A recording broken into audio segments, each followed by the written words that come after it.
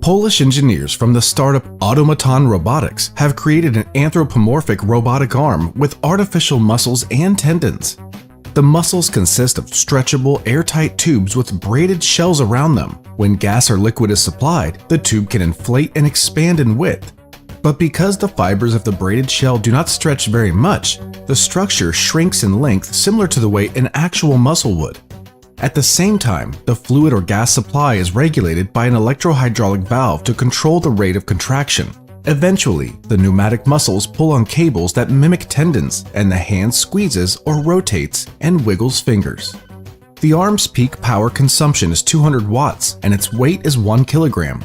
In the future, developers hope to create an entire robot that replicates the shape and function of the human body.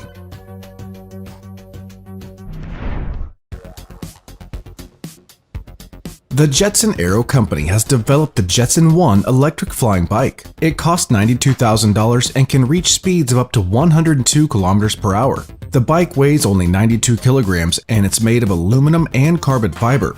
But despite this, a pilot weighing 85 kilograms will be able to fly it for only 15 minutes.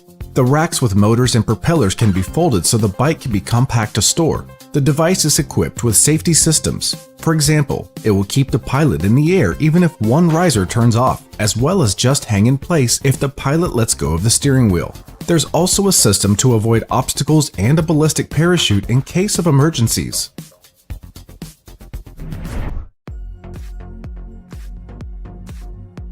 The startup HT Aero received $500 million to launch its own vertical takeoff and landing aeromobiles by 2024.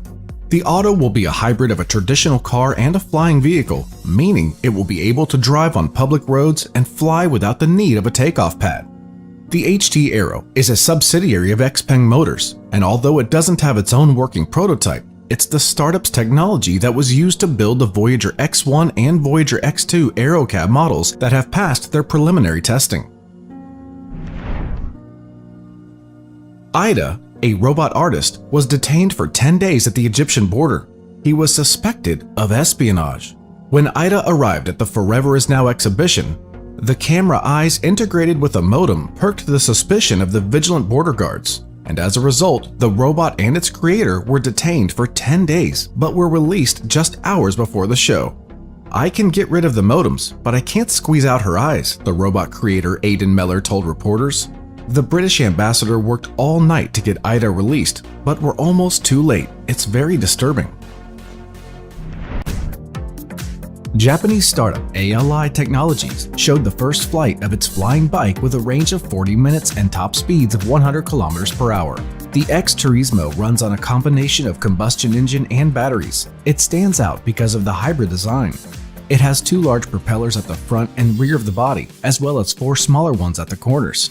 It's likely the large propellers are responsible for generating almost all of the lift, and the side propellers help the maneuvering.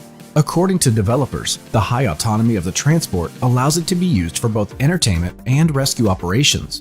The bike is almost 4 meters long and weighs about 300 kilograms. The X-Turismo price on pre-order is $682,000, and the beginning of deliveries are scheduled for 2022. Israeli startup Air unveiled a new design for its debut of vertical takeoff and landing electric planes, and they began taking pre-orders for it. Air 1 is a 2-seat apparatus with folding wings, and it can fly up to 177 kilometers on a single charge at speeds of up to 250 kilometers per hour. What makes it interesting is that this isn't reserved for professional pilots, but also ordinary people will be able to control this. The possibility is given by the developed software with the elements of artificial intelligence baked in. Also, the plane will carry out self-diagnosis before the flight, and deliveries of Air 1 to the first customers will begin in 2024. Jeff Bezos' company Blue Origin has published a design for its own space station. It looks like soon the number of them in orbit will be off the charts. Orbital Reef is due to be commissioned around 2030s, and according to Blue Origin, the station will function as a mixed-use business park. It will host researchers, space tourism, businessmen, and other clients of the company. A total of up to 10 people may be present in the station simultaneously. Boeing, Sierra Space, Redwire Space, and Genesis Engineering will be Blue Origin's primary partners in creating the new station. What do you think? Will Bezos succeed in making this project a reality? Let us know in the comments. NASA is preparing an interstellar mission, Interstellar, that will last more than 100 years. The Voyager 1 and Voyager 2 probes launched almost half a century ago, which were able to reach interstellar space and still fly into eternity, serving as inspiration. Although originally calculated for 5 years, the new spacecraft will be designed to run for at least a century and be able to send pictures of the solar system taken from outside. Interstellar probe will launch in 2030s. The probe will fly faster and farther than any other man-made space object in history, and its mission includes visiting more than 130 dwarf planets in the back of the solar system, and astronomers speculate that some of them may be carrying ice oceans. Facebook's Artificial Intelligence Lab, or rather Meta, has announced the development of several tactile technologies that will give robots the real sense of touch. It turns out that the company is not going to go completely into the virtual space and is engaging in smart robotics as well.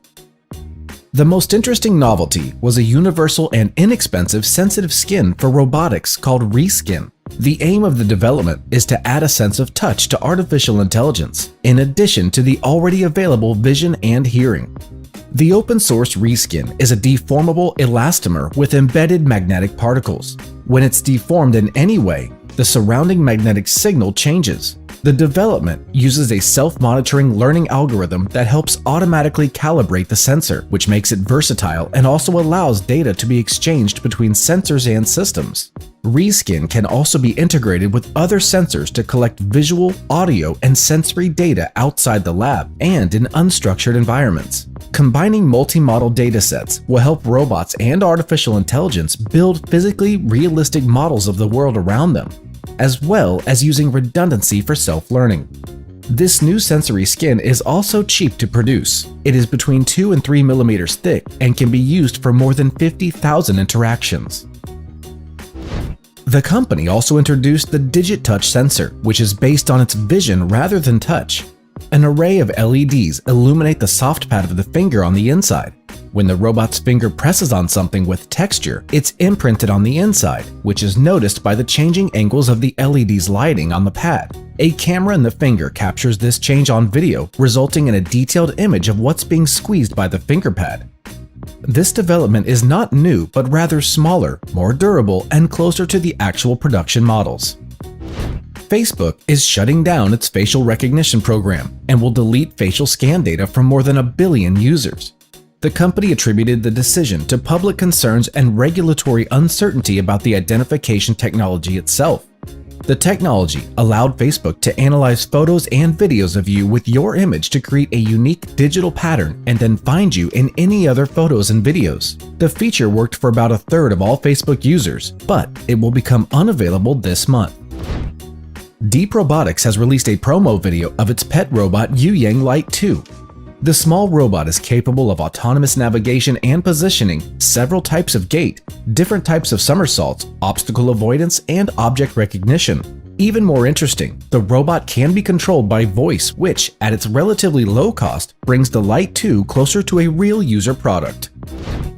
Unitree Robotics proved that its new Geo 1 consumer robot can still walk downstairs, though not quite in the way we expect a robot to.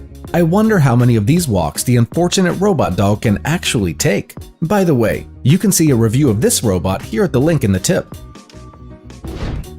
The four-legged robots keep multiplying, and the next research platform is the open-source Oncilla robot.